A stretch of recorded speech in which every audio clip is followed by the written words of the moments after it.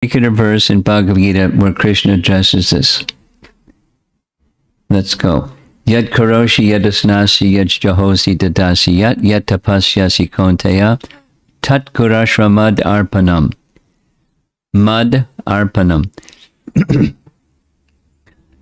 Krishna is saying, whatever it's you do. So here's me, here's the body, and here's the senses going out into the world. And with the senses, I do things. You can call that material if you like, but Krishna is saying, whatever you do, whatever you eat, whatever charity, whatever austerity, A to Z, whatever you do, that's on the material side. Do it as an offering, madarpanam. Make the spiritual connection.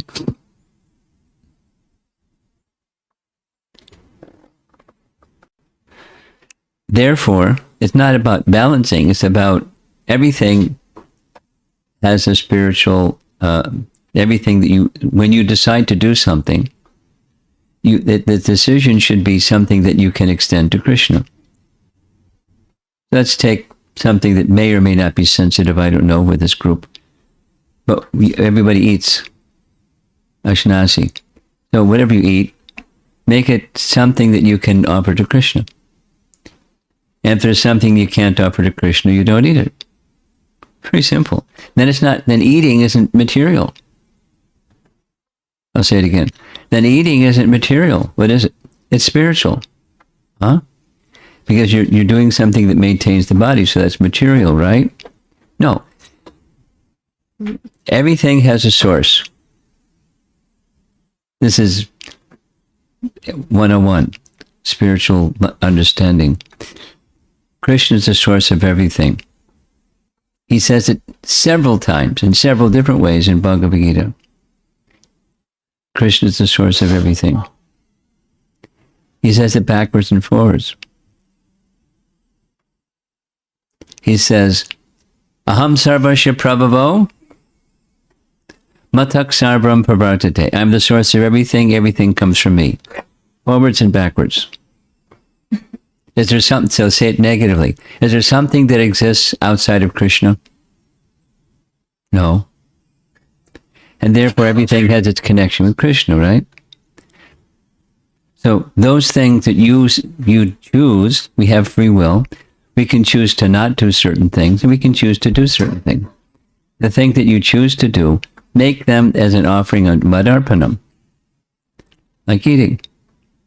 So you choose those foods which can be offered to Krishna, and then when you take those foods that you have offered to Krishna, it's a spiritual act. And then you take something else. You work. Some people don't work, but most people work.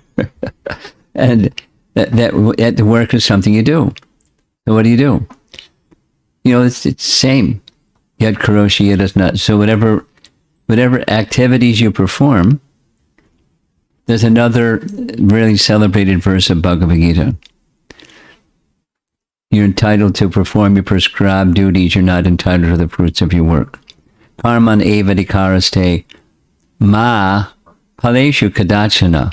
You know the verse. Karma, you're entitled to perform your duty.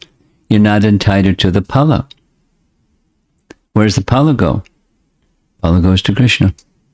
Madarpanam. So then, is that work spiritual or material? It's spiritual. Why? What makes the difference between material and spiritual? You connect it with Krishna. Now, there's some activities you can't do, like, steal and, things that are adharmic. You can't do those things. You can't do those things. But the things that you can do, you do them for Krishna. And then it's not about balancing. It's about spiritualizing. Everything. Breathing. Going to school. Going to school, right? You can go to school for Krishna. You can go to school not for Krishna too, but you can go to school for Krishna. You can work for Krishna. You can eat for Krishna. You can dance for Krishna. You can sing. You sing very nicely. Normally Radha takes the show, but you sing very nicely.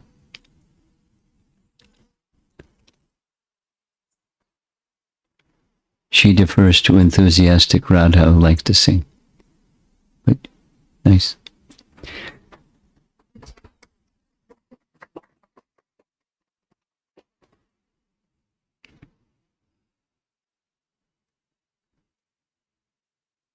So that's the entry point to my presentation. It's not about balancing, it's about spiritualizing.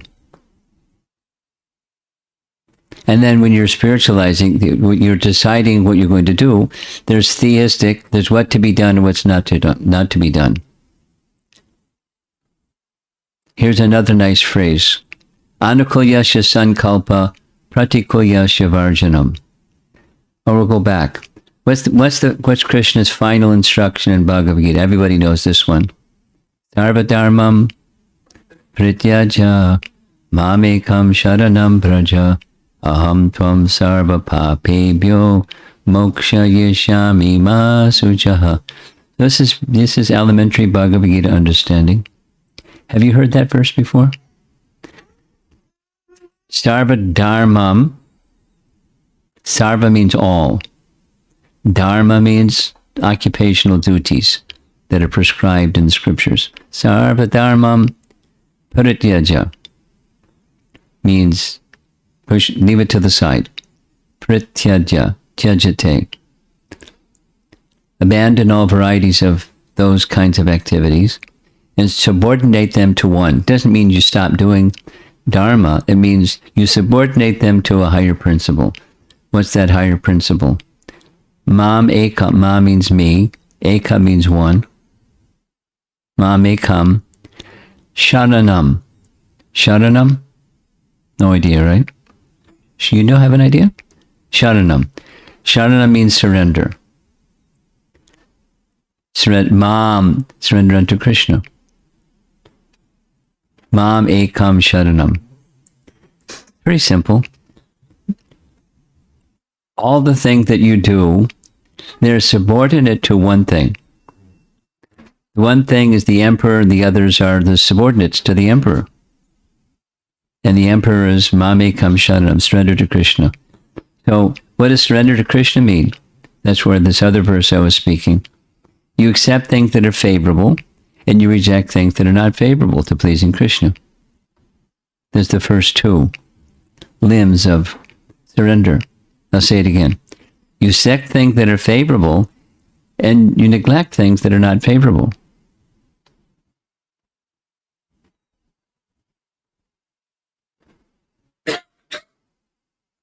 And then that's outside, and then there's inside. Well, there's some additional points, but it's not about balancing. It's about spiritualizing. Now, I'm going to read something from this skinny book, but it's very heavy. It's the subject matter is Lord Brahma giving his realizations about Krishna. You know who Lord Brahma is? You do. Fantastic. She knows. Lord Brahma, just one thing. What can you say? One thing about Lord Brahma? The creator. He creates the universe. The material universe. Exactly. Very good. Nice clarification.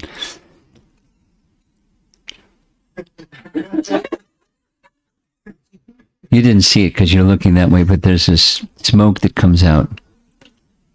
It smells good, but it's a little spooky. Like the house is on fire or something. Okay, now the guy's going to stop blowing smoke. Okay. It was cute. Smells good. Air freshener? Okay. You want me to put the microphone closer? That's better? Okay. Okay. So, Brahma. he creates this material universe, and to create the material universe, the first part of this Brahma Samhita describes what he does to qualify himself to be able to create the universe. I mean, he gets Shrishti Shakti, the Shakti to create from Krishna. But Krishna can give Shrishti Shakti to anybody, but he gives to a qualified person. And what does he do to qualify himself for that creative potency? He comes to the point of knowing who he is. How does he come to the point of knowing who he is? He undergoes tapa. What's tapa? Austerity. What was his austerity? His austerity, I mean, the description in Brahma Samhita is Lord Brahma appears in abject, total darkness. You know, at night, we're a little bit out in the country, but still, there's still light all over the place.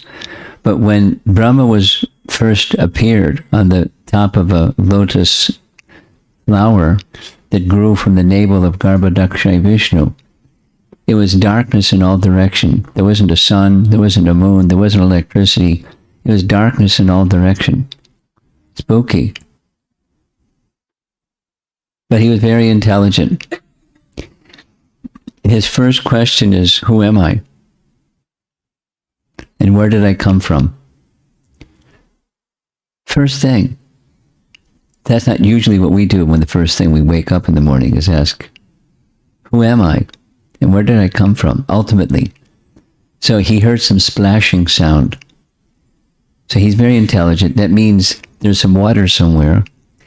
And so he started climbing down the stem because the source of the stem is where he came from. And he climbed down and down and down and down and down. And there's no end to that stem. And then he heard a sound. Tapa. Tapa. 3 times. Tapa. Tapa means austerity.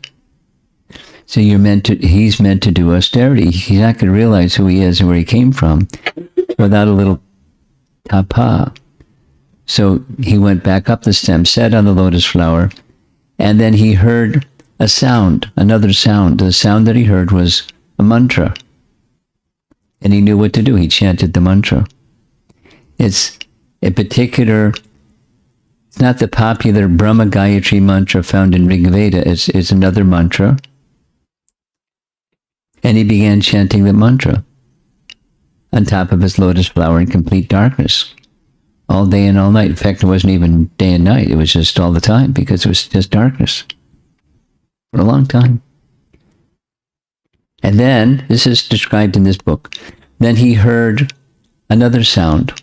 The other sound, he didn't know the source of it, but it was the sound of Krishna's flute.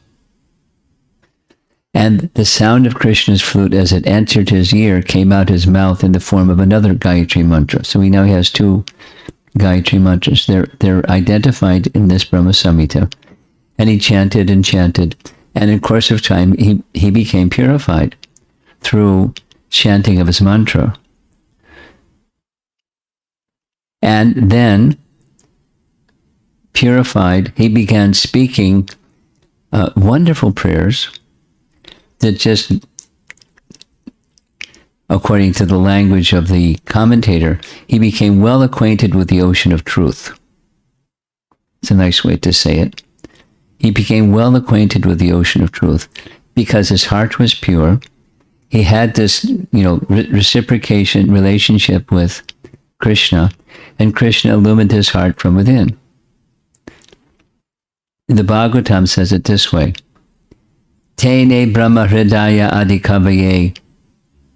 Hrid means heart. Hrid means heart.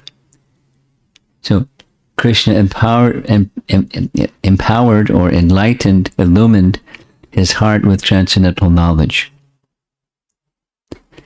And in this way he became well acquainted with the ocean of truth, truth with a capital T. Not just like, how to get the computer and the camera and, broadcasting. And so that's a kind of knowledge. That's technology. But truth with a capital G. Who he is, what his source is, all those ultimate, absolute topics he became well acquainted with. And then he started offering prayers that glorify Krishna. Very beautiful prayers. Very, very elevated prayers, covering a whole range of subject matters. And now comes what I wanted to speak about or read from. So when he finished these beautiful, beautiful prayers, there's a pause, a change of mood. And the change of mood is what our topic is this evening. Uh-oh. I've got to create a universe. And if I start creating a universe, I'm going to get all absorbed in creating a universe, and I'm going to forget all this nice knowledge. Like, who am I, and the purpose of life, and where did I come from? Because I'm going to get all absorbed in stuff. Right? That's what happens. Commonly. We get absorbed in stuff when we're doing stuff. And then we're done with doing stuff, and then we look around and say, what happened? Who am I? Where did I come from? What's my purpose? What's this human mission all about anyways? So he had one of those moments. He didn't say anything, but Krishna's within his heart, Krishna knew. So Krishna gave him instructions what to do, which is our topic. And it wasn't about balancing material spiritual. It's about remaining spiritual even while you're doing stuff. Spiritualizing stuff.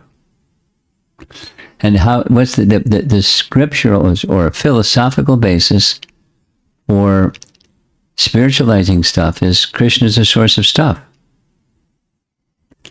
I'll say it again. Is there something that exists has not come from the source? No such thing. Here's Prabhupada's way of saying it. There's two things. There's the source of everything and there's everything. And there's not a third thing. There's Krishna and there's Krishnas and there's not a third thing. There's no void in the creation of God. So how does things, stuff, material, connect with the source? And when you connect the material with the source, it becomes spiritualized. That was Krishna's advice.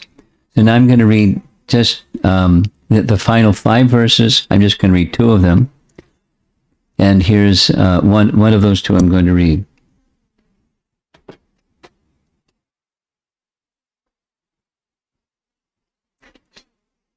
In case you're interested, I'm reading from text 59 in this little skinny book, where Krishna is saying, the highest devotion is attained by slow degrees,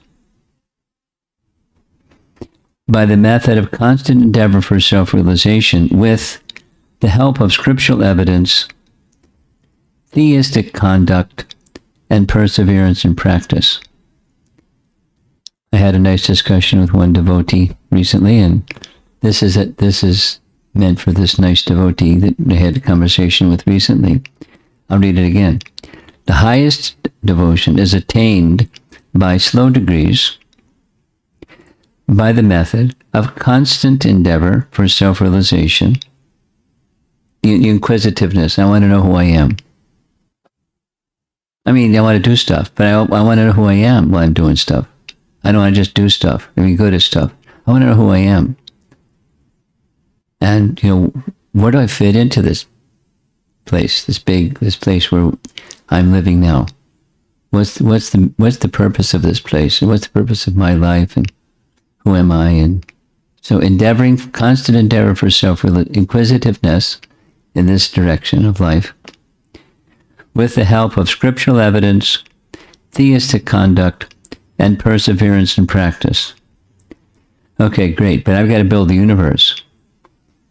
And that's pretty complicated. Just getting set up here this evening was pretty complicated. What to speak of building a universe? Prabhupada challenges the scientist. Just make one mosquito. It's small. And he can fly this direction, that direction, the other direction. And not only that, he can make another mosquito. Make one mosquito. Go ahead. I'll give you all the ingredients. All the chemicals, everything is needed. No problem. Make one mosquito. So, to build the universe, it's complicated. And when you do complicated stuff, you can get distracted by the complications of stuff. So how to stay fixed in this constant endeavor for self-realization. So that's now text 61. I encourage you to look at it. It's a skinny book. It's the language of the, you'll hear the language. The person that's writing the commentary, Bengali is his principal language. English is his second language, and his language is better than my English. You often have to have a dictionary just to understand his English. So here we go.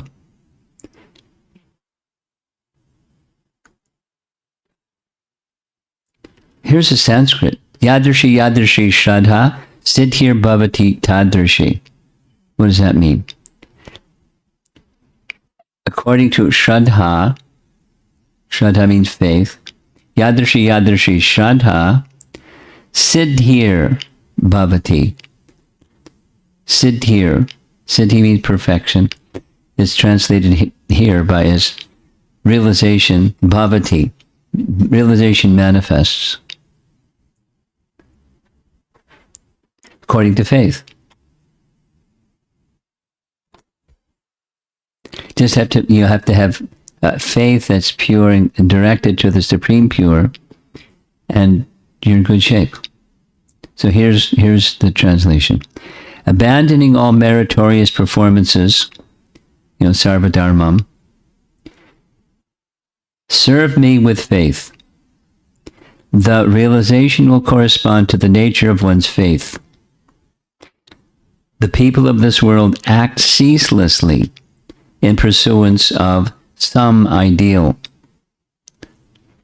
Now this is Krishna speaking to Brahma, how to balance or how to spiritualize your life when you're building a universe. By meditating on me, by means of those deeds, one will obtain devotion characterized by love in the shape of the supreme service. So now there's an interesting 3-page purport. The function characterized by unalloyed devotion is the real function of all individual souls or jivas.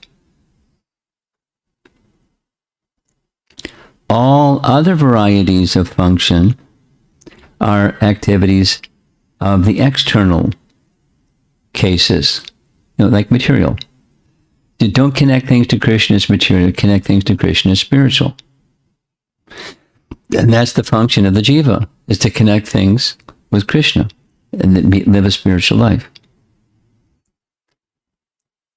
These exoteric and esoteric dharmas, there he goes, things that are external and things that are internal, are manifold. For example, he gives some examples. Non-differential knowledge of the Brahman, aiming at extinction of individuality. That's on the material side. The Ashtanga Yoga Dharma having as its goal the attainment of the state of exclusive existence, realizing your spiritual existence in a monistic way. Monism, impersonal monism. Atheistic fruitive rituals aiming at material enjoyment. Jnana Yoga Dharma seeking to combine knowledge with fruitive activity and the practice of the function of barren asceticism, getting rid of all these, abandoning all these, because that was the first line. Serve me by pure devotion rooted in faith. Exclusive faith in me is trust. Faith in the form of trust, by the process of gradual purification, tends to become a constant engagement. Nishtha, an object of liking, ruchi, of attachment, asakti, and real sentiment, bhava. The more transparent the faith, the greater the degree of realization. If you ask, question, how will the preservation and conduct of worldly affairs be feasible if one is continuously engaged in the endeavor for the realization of bhakti? So if I'm pursuing, very focused life of devotion, how am I going to be responsible in my worldly responsibilities? How do the two fit together? That's the topic.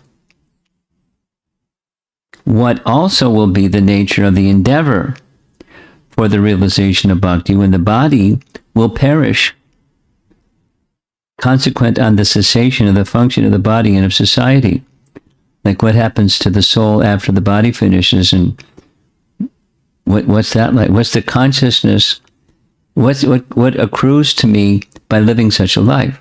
Where does it all go? When I get on this train, where's it taking me? What's the destination? How do I understand this? It's a little, this is another way of saying Brahma's question, which is, I'm going to build this universe. I'm going to maintain my spiritual realization, this very high spiritual realization. And if I'm working to maintain this high spiritual realization, am I not going to be negligent in my worldly duties?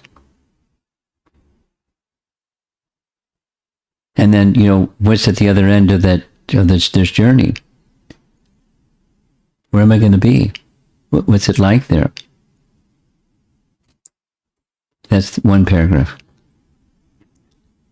In order to strike the root of this misgiving, the Supreme Lord says, Krishna speaking to Brahma, quote, this world subsists in the constant performance of certain activities. Fill all these activities with meditation of me. You spiritualize your activities by manmana. This will destroy the quality that make those activities appear as acts done by you. They're not material. Material is to see me, and I'm doing stuff, and the stuff that I do, that's mine, and now I'm going to enjoy mine because that's why I did it. I want to enjoy. So that disappears when constant meditation upon the Supreme, working for the Supreme, absorbing the mind and thoughts of the Supreme, is our activity.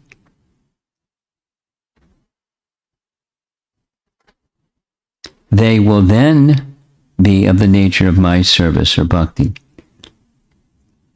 Krishna is continuing. So listen, this is the spiritual material topic.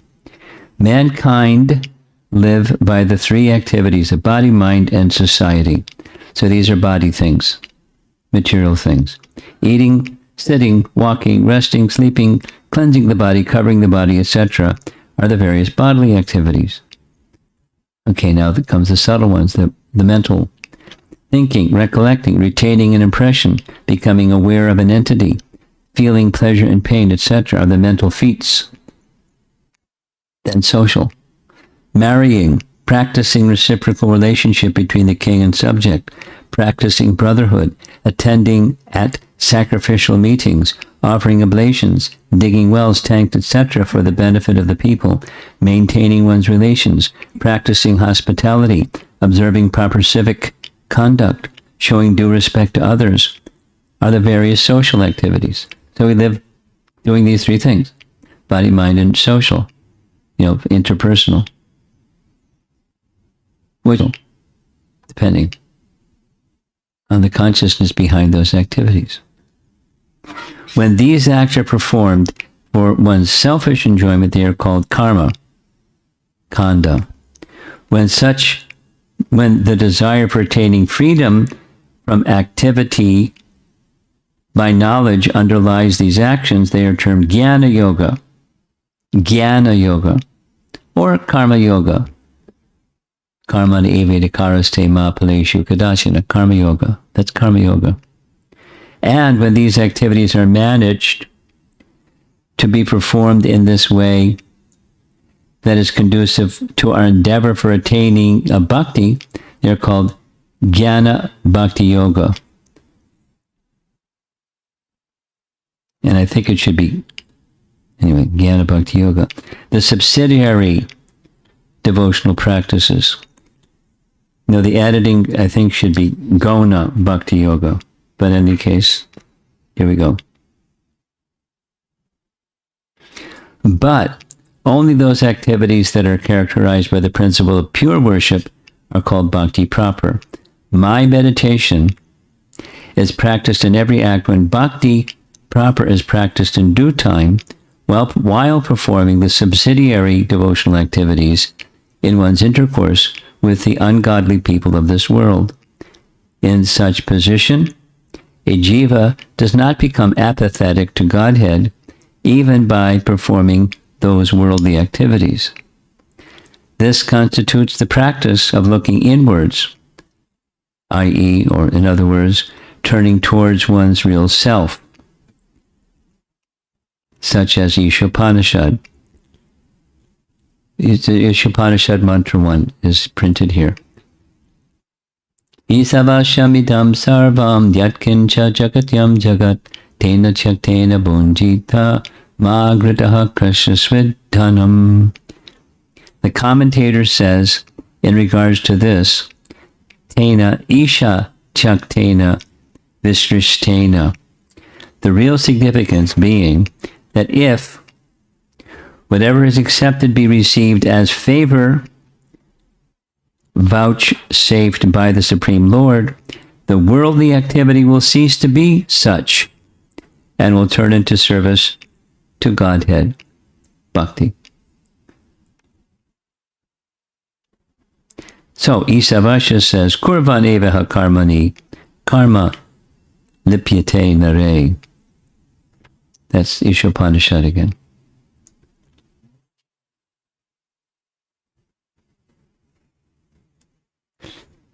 I think I'm going to pause and just kind of say it in simpler language because, as I said, Bhaktisiddhanta's language is high. What's the message is we have options, this direction, that direction, and in between. There's gradations in between. It's a spectrum. It's not an off or on. So we're living entities, speaking in general. We're not born self-realized. We're born in ignorance. And there's opportunity in the human form of life to become enlightened or illumined or fixed in knowledge and understand who we are, as happened with Brahma. And then when we have some understanding of who we are, we also have to do things in the world and how to make that connection between doing things in this world and knowing who you are. It's Bhagavad Gita. Let's go to Bhagavad Gita. Krishna, please instruct me. Shishyesh teham shadimam tvam prapanam. I'm surrendered unto you. Please instruct me. I don't know what I should do here. The first thing Krishna says is, your spirit soul. Don't think of the self in terms of the body, and go through that whole Sankhya discussion. Then comes, okay, I'm not this body, but I got to do stuff. And when I do stuff, I become entangled in my work. See, how to work where you're not entangled in the outcome, the fruits of your work. Karma Yoga. Okay, I do Karma Yoga, and that's the subsidiary part. It's a nice word, subsidiary. It's not the culmination, but it's the beginning. I offer the fruits to the Supreme. Fantastic. That doesn't bind me to karma, and as I work in that way, the consciousness becomes more cleansed and more cleansed and more cleansed and more cleansed, and I start to get a more of an understanding of my eternal nature, the soul, the eternal soul, not just the body and my needs and desires, but a deeper sense of eternality of who I am.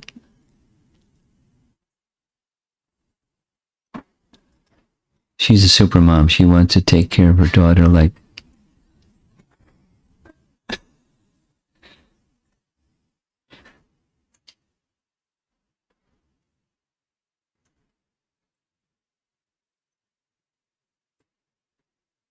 Okay. Super mom. Where'd you get the jacket anyways? Did you go all the way to your home? Had it in the car, just in case. In case it snowed, you had a jacket. No.